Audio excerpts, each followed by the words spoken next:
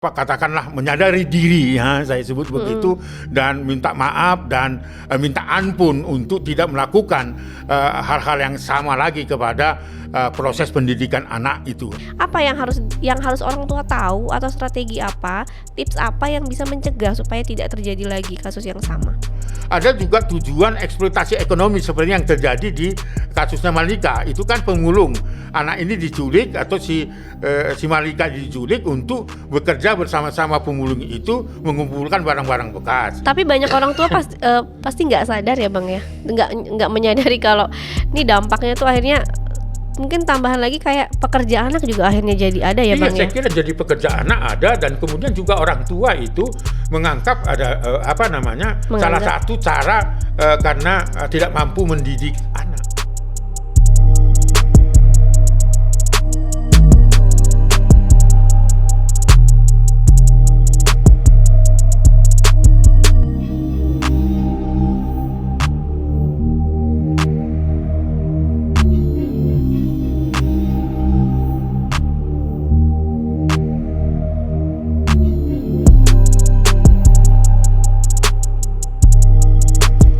Halo sahabat anak Indonesia, jumpa lagi bareng Nia di Ngobrol bareng Bang Aris.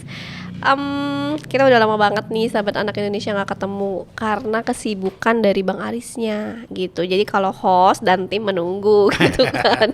Oke, nah sahabat anak Indonesia, jangan lupa untuk selalu komen, like, subscribe, dan nyalakan notifikasinya. Jadi untuk tahu nih video-video apa aja sih yang sebenarnya ada di YouTube dari Bang Aris atau Aris Merdeka Official. Nah, di sebelah ini udah ada Bang Aris. Apa kabar Bang? Sehat? Sehat, Nia. Sehat di tengah kesibukan yang kita udah lama banget nih Bang, libur ngobras. Betul. Karena Bang keliling-keliling terus. Iya, jadi sekalipun kita merayakan Natal gitu ya, tahun terus baru. kita mau tahun baru 2023, nampaknya kasus anak terus saja tidak berhenti-hentinya, sehingga ya liburan itu juga akhirnya menyita waktu untuk tidak ngobras gitu ya. Ada kerinduan untuk ngobras karena itu nampaknya utang gitu ya, utang saya untuk menyampaikan kepada netizen, sahabat-sahabat saya apa yang terjadi di dunia anak-anak. Jadi hari ini saya kira dengan waktu yang sangat terbatas, terima kasih Nia, kita bisa lanjut acara kita. Minta waktunya sama Bang Aris emang agak susah ya Bang, walaupun acara sendiri ini. Betul. Oke, tapi waktu kemarin Natal sama Tahun Baru kemana Bang?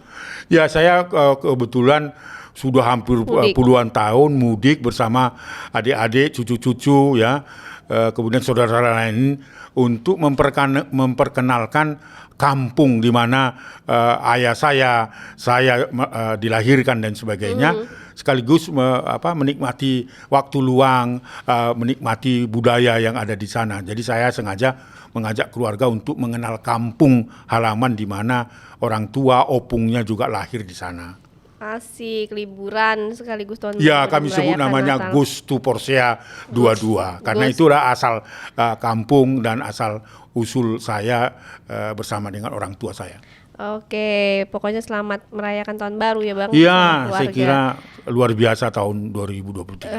Nah Bang, memasuki tahun 2023 ini kan sebenarnya kalau kita melihat pemberitaan di berbagai macam media, kasus kekerasan terhadap anak tuh kayaknya semakin meningkat gitu kan. Banyak misalnya kasus yang kemarin Bang Aris juga sempat memberikan komentar terkait artis yang diduga melakukan eksploitasi terhadap anaknya, kemudian kasus kekerasan dalam rumah tangga misalnya dalam kalangan artis, kasus sodomi, kemudian kasus anak yang membunuh anak karena ginjal dan lain-lain. Ini pandangan Abang terkait kasus-kasus anak gimana Bang? Iya, jadi saya kira memang memasuki tahun 2023 yang akan menjadi tahun politik gitu, di penghujung Desember 2022 nampaknya kasus-kasus kekerasan, pelanggaran terhadap anak masih terus akan terjadi pada tahun 2023. Itu awal prediksi Komnas Perlindungan Anak. Ternyata itu betulnya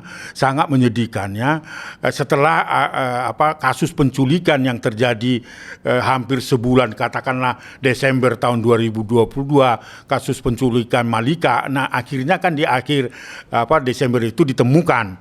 Itu berkat dari kerja keras atas dari Polres Jakarta Pusat bersama dengan Komnas Perlindungan Anak baik itu di Provinsi DKI dan tim litigasi dan advokasi Komnas Perlindungan Anak itu memang cukup membanggakan ya, dan menemukan Malika sebagai korban itu tidak kurang apapun gitu ya, walaupun tentunya ini menyisakan trauma yang begitu panjang bagi Malika. Tetapi memasuki tahun 2023 setelah kasus Malika itu terbongkar, terjadi lagi penculikan yang terjadi di Cilegon oleh keluarga terdekat berusia 4 tahun.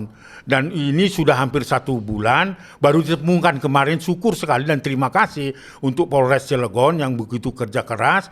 Juga terima kasih juga untuk kawan-kawan Komnas Perlindungan Anak di Banten ya, khususnya juga di Cilegon yang ikut serta memberikan informasi-informasi yang bisa menjadi dasar bagaimana mencari pelaku. Nah ternyata syukur alhamdulillah bahwa pelaku sudah ditemukan dan sudah ditahan oleh Polres Cilegon dan mengembalikan anak berusia 4 tahun itu kepada kedua orang tuanya.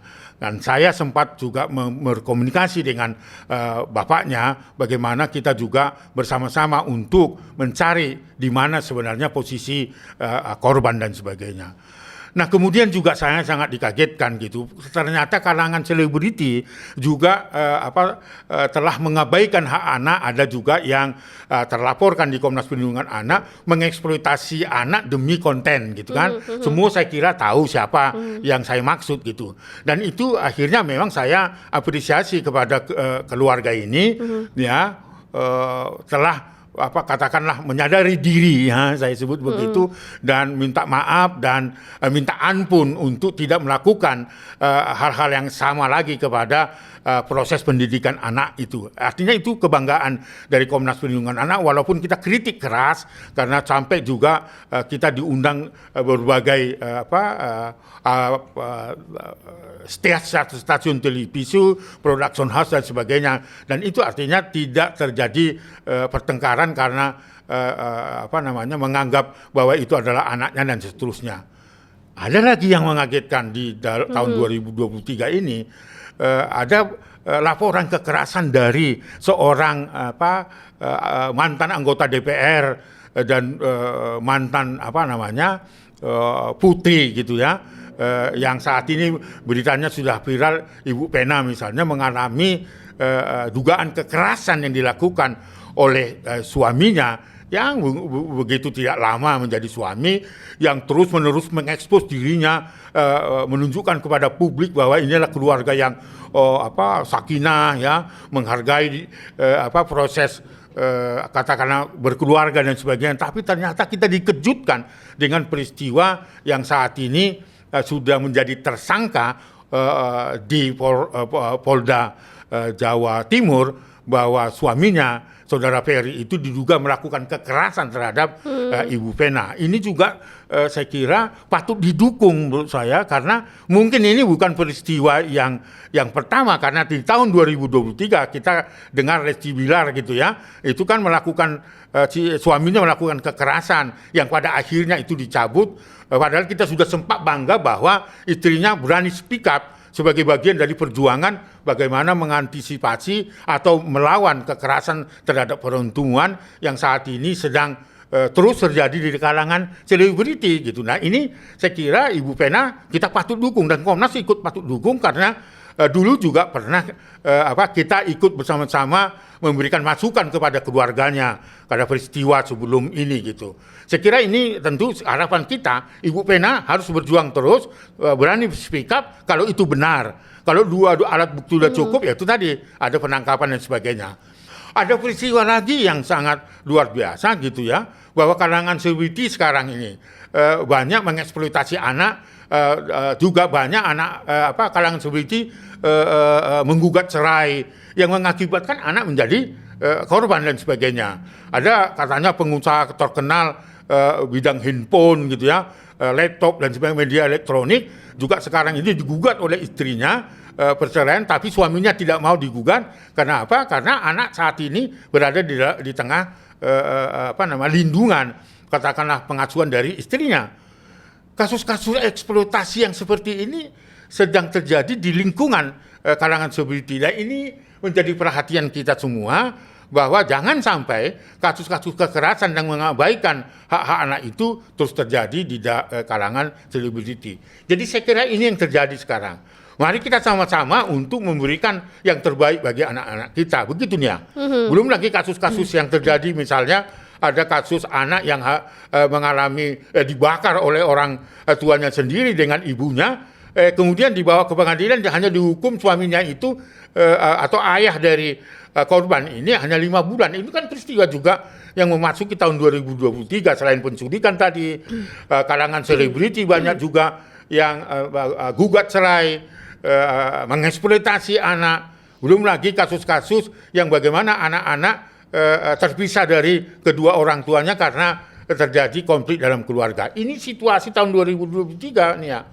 Itu ketika kau tanya bahwa di akhir katakanlah pada Desember sampai akhir katakanlah awal Januari saya bersama keluarga ikut membuat sebuah kegiatan Goes to Porsea ya 22. Tetapi kembali saya ke Jakarta, saya berhadapan dengan kasus-kasus yang saya kira tidak perlu terjadi, tetapi ternyata itulah prediksi saya sejak Desember itu 2023 akan terjadi pelanggaran hak anak yang terus-menerus akan terjadi. Oke Bang, tadi sempat Abang menceritakan ada 2 kasus penculikan ya di daerah Betul. Jakarta sama daerah Banten begitu ya Bang ya. Nah, strategi apa sih Bang yang memang harus orang tua pahami bahwa ketika ada orang lain yang membawa anak dan lain-lain itu supaya mereka bisa lebih waspada dan bisa mencegah ya Bang, supaya anak-anaknya nggak dibawa kabur oleh pelaku akhirnya menjadi korban, misalnya salah satu korban itu kan dibawa pelaku mantan kekerasan ya Bang, kekerasan seksual begitu ya Bang ya. Nah, ini apa yang harus orang tua tahu, atau strategi apa, tips apa yang bisa mencegah supaya tidak terjadi lagi kasus yang sama? Nah, penculikan yang terjadi di akhir Desember di Gunung Sahari yang akhirnya ditemukan, tetapi ternyata pelakunya adalah orang terdekat yang dia kenal. Sekalipun tidak punya hubungan ke keluarga. Tetapi seperti di kasusnya Malika misalnya, dia adalah seorang pemulung yang punya masalah sebelumnya melakukan kekerasan terhadap anaknya sendiri, lalu anaknya tinggal di desa dan sebagainya, dia merantau sebagai pekerja pemulung. Dia melakukan pendekatan-pendekatan kepada keluarga Malika seolah-olah itu adalah keluarga terdekat. Artinya mendekatkan diri menjadi keluarga dan sebagainya. Nah, itu kan yang terjadi pada korban Malika. Tetapi juga terjadi yang hampir sama di Cilegon, itu adalah keluarga yang dikenal dari keluarga ibunya, yang sangat kenal dan sebagainya. Nah, memang ciri-ciri seperti itulah yang harus diwaspadai. Jangan serta-merta percayanya kepada orang yang mengaku dirinya adalah keluarga terdekat, sayang, menganggap adalah sasaran itu adalah anaknya dan sebagainya. Itu jangan dipercaya pada saat-saat sekarang ini, karena sekalipun itu adalah mengaku kedekatan keluarga. Seperti yang diceritakan itu kenal dari kampung ya, kampungnya di Lampung, kemudian itu kenal keluarga ini, ibu itu menikah tinggal di Cilegon dan sebagainya. Itu kan kedekatan gitu. Oleh karena itu jangan serta-merta percaya kepada orang yang mengaku-ngaku keluarga dan seterusnya. Yang kedua nih ya, di dalam kasus Malika dengan kasus yang di Cilegon maupun di kasus di tempat-tempat yang lain, itu harus diwaspadai. Jangan serta-merta percaya pada kalau kita menitipkan anak pada tetangga dan sebagainya. Itu harus betul-betul ekstra perhatian, itu yang saya katakan ya, ekstra perhatian keras, karena selalu perdagangan anak atau perdagangan manusia dengan cara-cara penculikan itu dengan modus-modus yang seperti saya katakan, menunjukkan kebaikan, sayang dan sebagainya, dan kemudian diharapkan sebagai mitra dalam mendidik anak dan sebagainya. Tetapi yang itu tadi, jangan menitipkan juga kepada ART kita dengan penuh 100% kepada tetangga dan sebagainya. Nah itu penting kita lakukan saat ini dengan belajar dari kedua kasus penculikan. Beruntung lah dan sangat beruntung dan terima kasih bahwa pelaku sudah ditangkap, baik itu kasus korban Malika maupun anak yang baru 4 tahun di Cilegon. Dan kembali kemarin juga di Bekasi anak 16 tahun itu sempat 1 bulan yang disangkakan menculik gitu. Nah itu juga sudah kembali dan sebagainya. Dan ini harus menjadi perhatian kita serius karena tujuan perdagangan manusia anak itu dengan cara-cara penculikan itu banyak tujuannya. Pertama, selalu ada kasus tujuan penculikan untuk adopsi ilegal. Itu kan berarti ekonomi juga. Ya kan mungkin dia akan menerima orderan orang meminta bantuan untuk mencari anak untuk diadopsi dan sebagainya. Bisa pendekatannya juga keluarga, bisa pendekatannya lewat penculikan di rumah sakit dan seterusnya. Ada juga tujuan penculikan itu adalah untuk tebusan. Jadi ekonomi juga kan, balas dendam dan seterusnya. Ada juga tujuan eksploitasi ekonomi seperti yang terjadi di kasusnya Malika. Itu kan pemulung.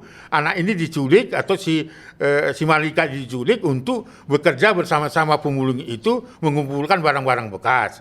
Tetapi ada juga yang menyedihkan adalah untuk perdagangan manusia atau anak dengan cara-cara menculik itu untuk perbudakan seks. Baik itu komersial, dipekerjakan di kafe-kafe dan sebagainya dan di rumah-rumah bordil. Tetapi yang selalu berbagai tahun saya mendampingi anak korban-korban penculikan itu yang belum mendapatkan bukti-bukti tentang penjualan organ tubuh.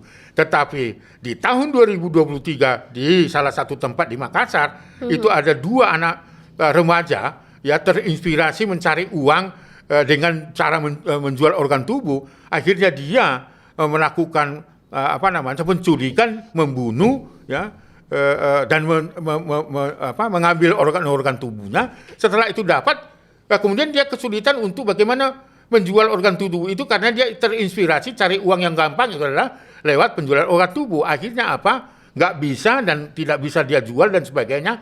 Akhirnya itu mayat dan organ-organ tubuhnya dibungkus dengan plastik, dibuang ke tempat. Itu artinya telah terjadi juga terinspirasi yang harus diwaspadai penculikan untuk penjualan organ tubuh.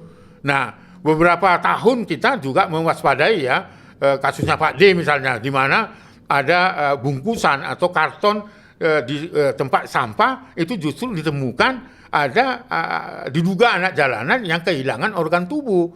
Nah ini terjadi lagi tahun 2023, terinspirasi mencari uang paling gampang dengan menjual organ tubuh dengan belajar dari internet dan sebagainya. Ini peristiwa yang sangat menakutkan menurut saya nih. Karena anak masih usia usia remaja begitu ya Bang, sudah terpikirkan untuk mencari uang membantu orang tua tetapi dengan cara-cara yang salah begitu. Nah Bang, kemudian juga sekarang ini sedang marak kasus perkawinan usia anak terutama di Ponorogo. Mungkin Abang tahu sedang rame-rame datang ke KUA meminta dispensasi pernikahan gitu. Gimana pandangan Abang melihat kasus ini? Sungguh sedih ya. Jadi saya nggak tahu ya bahwa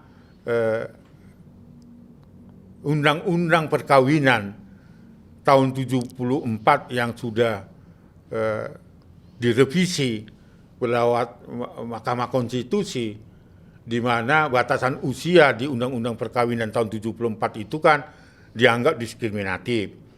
Kenapa? Perempuan boleh menikah pada usia 16 tahun, laki-laki 19 tahun. Itu Undang-Undang tahun 74. Nah, akhirnya dari berbagai peristiwa kalangan aktivis perlindungan anak melakukan judicial review melalui pendekatan Mahkamah Konstitusi. Nah, akhirnya memang di tahun 2019 undang-undang itu revisi dan mengubah batasan usia bahwa perempuan itu dan laki-laki disamakan usianya yang dapat menikah. Dan istilahnya pun tidak lagi pernikahan usia dini, tapi pernikahan usia anak dan sebagainya. Nah, sangat miris di sebenarnya tahun-tahun setelah itu direvisi sudah ada peristiwa yang dilaporkan ke Komnas Perlindungan Anak di mana ada anak yang hamil di luar nikah di bawah usia ketentuan undang-undang yang ditentukan oleh Undang-Undang 19 tahun 2019 itu tentang dispensasi nikah usia anak ke pengadilan, itu sudah banyak itu.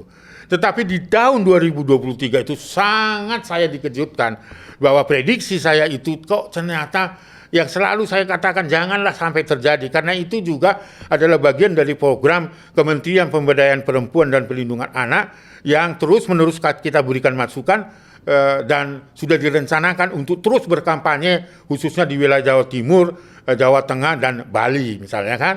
Tapi belum kesampaian itu, tapi konsepnya sudah ada dan Kementerian Pemberdayaan Perempuan dan Perlindungan Anak sebagai 5 pilar tugas dan tanggung jawab yang diberikan oleh Presiden Jokowi termasuk adalah bagaimana mengkampanyekan pencegahan nikah usia anak-anak begitu ya. Tetapi apa yang terjadi yang dilaporkan oleh Pengadilan Agama Ponorogo itu ternyata mengumumkan kepada publik ada sekitar 200-an lebih, ya, sekitar disebutkan 289 anak-anak usia anak meminta dispensasi nikah dan itu oleh Pengadilan Ponorogo, Pengadilan Agama itu hanya diberikan sekitar 125 dispensasi dengan alasan ini mengerikan karena remaja-remaja itu hamil di luar nikah, ya. Terpaksa dia harus diberikan kepada itu. Nah, lalu kemudian kita dikejutkan di Malang malah ada 1000-an lebih anak-anak yang minta ya dispensasi menikah usia anak itu, tetapi bukan hanya sekedar hamil di luar nikah, tetapi karena sudah dianggap kerja, sudah bisa menikah dan sebagainya. Lalu kemudian karena sudah tidak sekolah, tetapi sudah bekerja. Nah, saya kira di dalam Undang-Undang Perlindungan Anak tidak dibenarkan dispensasi nikah anak itu dengan alasan-alasan yang tidak masuk dalam unsur-unsur yang terpenuhi di dalam undang-undang usia perkawinan itu. Ini menyedihkan. Di Jember juga begitu, ribuan loh ini anak-anak yang diberikan itu. Nah, itu artinya apa? Kalau saya melihatnya, kenapa ini terjadi?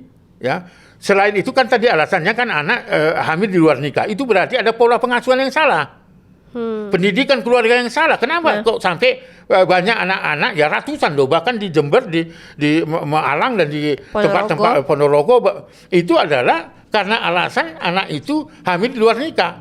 Hanya ada juga katakan tadi itu karena sudah bekerja, tidak sekolah lagi, terpaksa harus menikah gitu loh. Usia nah, ini minimal, Bang? Iya, usianya ada yang kurang dari 16 tahun. Kalau dari undang-undang sendiri usia minimal 19 sudah sama kan, sudah disamakan ya? Kan. Kalau boleh di kematangan usia 21 lah. Gitu. Tetapi minimal 19 itu bisa minta dispensasi.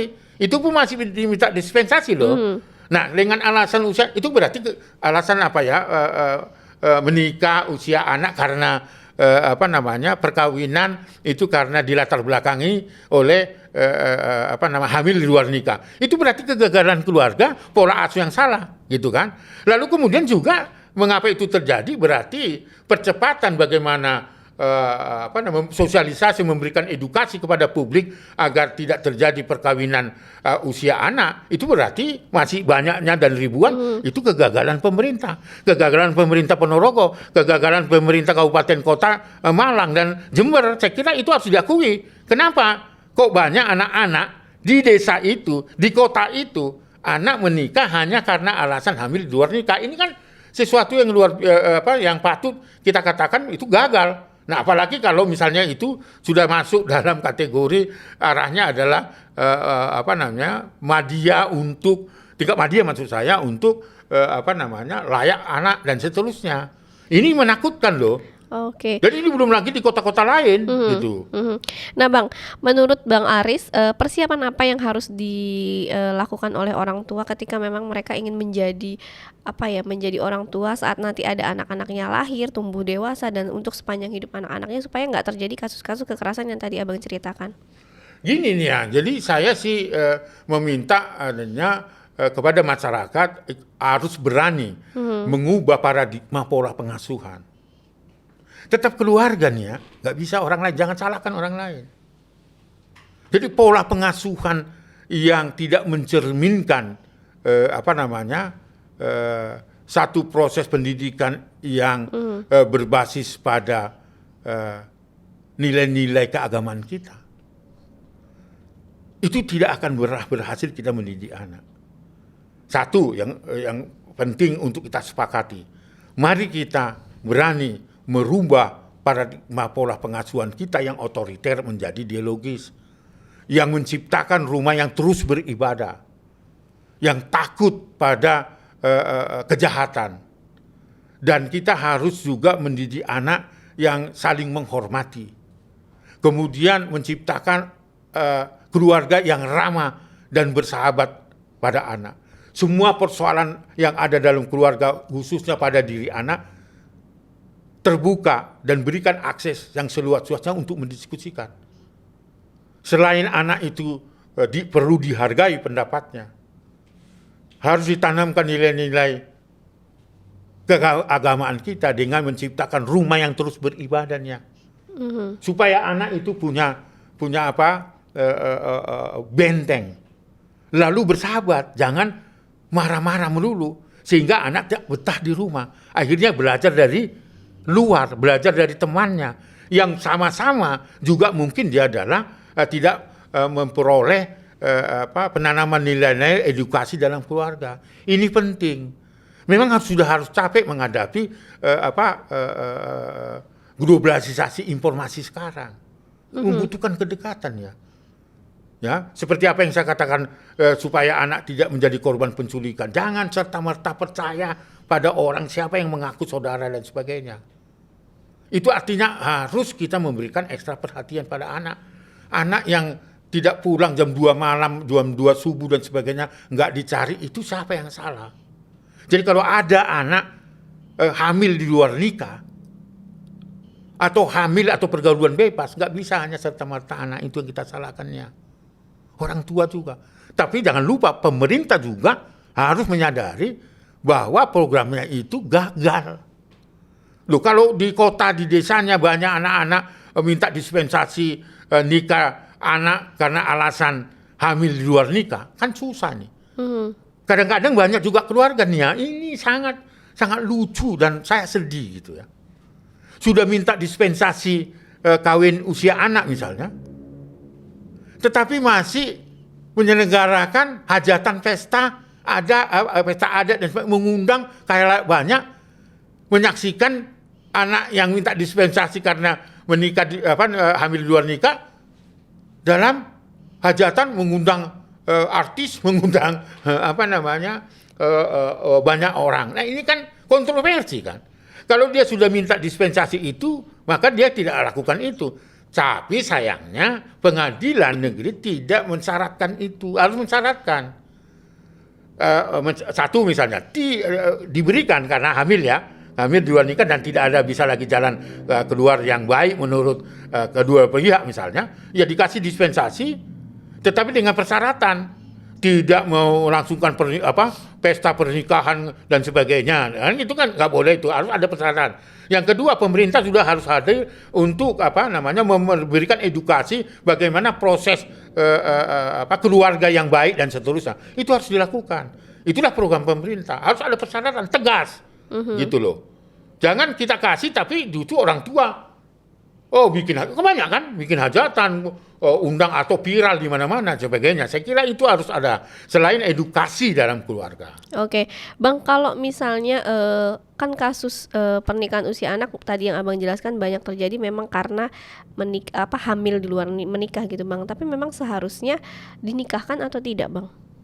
Ya, artinya dinikahkan dalam arti mendapatkan dispensasi dengan persyaratan-persyaratan. Oke, dampak terburuknya dari misalnya banyak kasus yang terjadi kalau menikahkan karena hamil di luar nikah apa sih, Bang? Ya saya kira ya paling tidak kan anak belum mahir bagaimana memanage berkeluarga. Karena ketika anak itu ada di dalam keluarga itu kan 3 orang ini kan masih dalam kategori anak kan. Kalau misalnya dia hamil di luar nikah 16 tahun. Suaminya 17 atau sama-sama ya, lalu melahirkan anak. Itu kan 3 sebelum usia 18 tahun kan, masih anak. Bagaimana dia mendidik atau memanage keluarga yang baik. Yang kedua, secara medis itu terganggu. Ya bisa saja juga akan ancaman kanker serviks dan sebagainya karena usia kematangan rahim dan sebagainya itu juga akan berdampak. Yang ketiga akan berdampak bagaimana beban psikologis ya bagi anak-anak itu. Yang berikut adalah putus sekolah. Karena itu adalah kesempatan anak untuk memerdekakan dirinya, tapi dikekang akibat dari perkawinan usia anak ini. Itu berdampak selain keluarga tidak akan harmonis dan gampang terpancing emosi, dan akibatnya adalah bisa saja terjadi kekerasan dalam rumah tangga. Siapa yang korban? Bisa suami, bisa istri, tapi terutama pada anak-anak. Karena itu akan terjadi. Itulah dampak-dampak dari perkawinan usia anak, ya selain tidak siap memanage keluarga, tetapi juga akan berdampak itu tadi juga bisa melahirkan anak yang stunting. Oke. Iya. Jadi itu juga harus dipikirkan. Itulah maka bagaimana banyak aktivis perlindungan anak itu minta revisi Undang-Undang Perkawinan tahun 74 itu, karena itulah selain stunting tetapi juga akan rentan menjadi pelaku kekerasan, tidak baik mendidik anak, ya kan? Anak akan menjadi korban akibat dari pertengkaran keluarga dan sebagainya, dan juga akan menjadi beban psikologis bagi keluarga muda ini. Selain kanker serviks itu, karena usia kematangan secara medis, rahim dan seterusnya juga menjadi ancaman. Itu loh yang ingin disampaikan dari bagaimana kita berkampanye percepatan melarang anak-anak pada usia dini, pada usia anak nikah. Oke, banyak sekali dampaknya yang memang tapi banyak orang tua pasti nggak sadar ya Bang ya, nggak menyadari kalau ini dampaknya tuh akhirnya mungkin tambahan lagi kayak pekerja anak juga akhirnya jadi ada ya Bang ya. Saya kira jadi pekerja anak ada, dan kemudian juga orang tua itu menganggap ada salah satu cara karena tidak mampu mendidik anak, sehingga di usia dinikahkan aja deh, nanti dia ngurus dirinya sendiri. Nah itu kan celaka itu. Padahal tanggung jawab kita adalah melahirkan anak untuk kita besarkan, dan kita punya kewajiban untuk hak-hak dasarnya itu tidak terlanggar. Nah sekarang ini bisa juga alasan menikahkan anak dengan cara minta dispensasi dari pengadilan itu karena dia sudah menganggap tidak mampu lagi mendidik anak. Itu kan salah kaprah itu. Betul Bang, salah kaprah, dan ya banyak akhirnya jadi korban KDRT dan lain-lain begitu ya Bang ya. Iya itu artinya seharusnya tanggung jawab kita sebagai ayah, dan kita hilangkan tanggung jawab kita karena ketika menikahkan itu sudah menjadi tanggung jawab orang lain. Nah ini sekali lagi saya tidak bersepakat dengan itu, dan itu fakta ada ya, dan dampaknya itu tadi banyak sekali ya.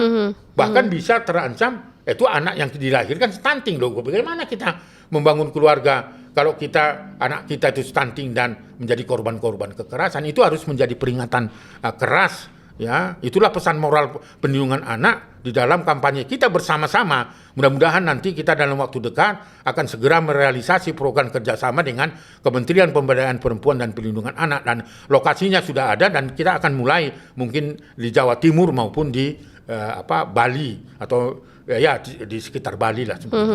Oke, Bang, sejauh ini berarti sudah ada mungkin sosialisasi atau program yang Komnas Perlindungan Anak lakukan atau Bang Aris lakukan untuk datang ke masyarakat gitu Bang, sekaligus menutup? Iya, saya kira memasuki tahun 2023 kita sudah 2 kali berkunjung langsung ke daerah-daerah padat penduduk di mana banyak ibu-ibu yang hamil juga nampaknya kurang gizi. Kita takut bahwa nanti ini akan melahirkan anak yang stunting. Kita sudah kunjungin di Cilincing, di Koja, dengan bantuan dari Menteri Kesehatan, membagi-bagi biskuit untuk balita, biskuit kesehatan untuk ibu-ibu hamil yang tentu kita mendatangi kampung-kampung kumuh sudah 2 kali, dan hari Jumat ini mohon doa bahwa kita akan mendatangi satu kelurahan juga di daerah penangkapan ikan dan sebagainya, yang banyak anak dipekerjakan mengupas kerang, mengangkat hasil ikan, laut ya Bang ya. Hasil laut dan sebagainya. Dan pada umumnya mereka tinggal di daerah padat nelayan, padat penduduk nelayan, dan banyak ibu-ibu juga yang kita akan datangi dan akan kita bagi. Dan terima kasih lewat kerja dan bantuan Ibu Arjeti, salah satu anggota Komisi 9 dari DPR RI, yang tentunya kita apresiasi juga kepada Menteri Kesehatan yang telah memberikan bagi kita, dan saat ini kita sedang akan roadshow membagi-bagi dari kampung ke kampung. Kita yang mendatangi ibu-ibu itu roadshow yang itu 23, dan sekaligus mengkampanyekan bagaimana mendidik anak yang baik, tidak melakukan kekerasan, supaya anak tidak stunting, bagaimana. Lalu kemudian juga kita bersepakat bagaimana menggunakan media sosial bagi anak-anak kita supaya menggunakan dengan baik. Karena apa? Banyak nih anak-anak justru menjadi pelaku kekerasan, baik itu kekerasan seksual dan sebagainya karena kurang edukasi. Nah, oleh karena itu kita tidak mendatangkan ibu-ibu ke Komnas Perlindungan Anak, ikut seminar di satu tempat dan sebagainya.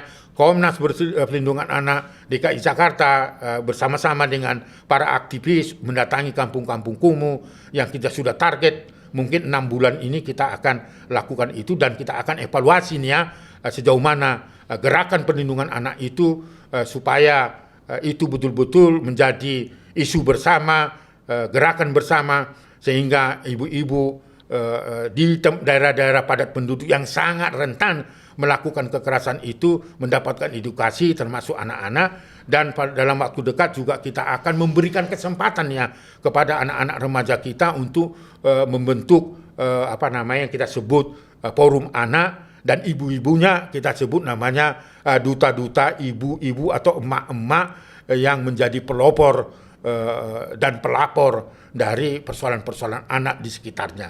Saya kira itu kita akan lakukan. Mohon dukungan kalau ada orang yang atau kelompok yang ingin membantu proses sosialisasi ini.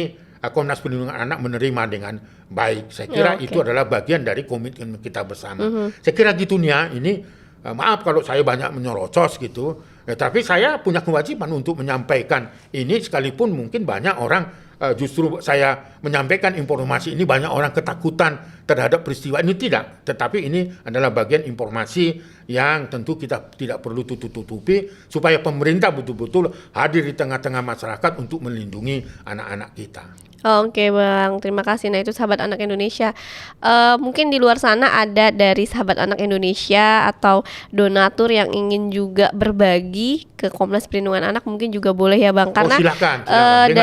dari kerjasama antara Komnas Perlindungan Anak dan Kementerian Kesehatan tadi, yaitu melakukan parenting ya Bang ya, sosialisasi terhadap parenting, anti kekerasan seksual dan lain-lain, sekaligus memberikan bantuan biskuit. Nah mungkin dari Sahabat Anak Indonesia atau donatur di luar sana yang ingin ikut berbagi, silakan. Boleh, karena di dalam sosialisasi dan strategi tentang parenting, tentang anti kekerasan itu juga membagikan terhadap masyarakat yang rentan terhadap kasus kekerasan ya Bang. Betul. Ya. Oke, Sahabat Anak Indonesia, seru banget obrolan sama Bang Aris.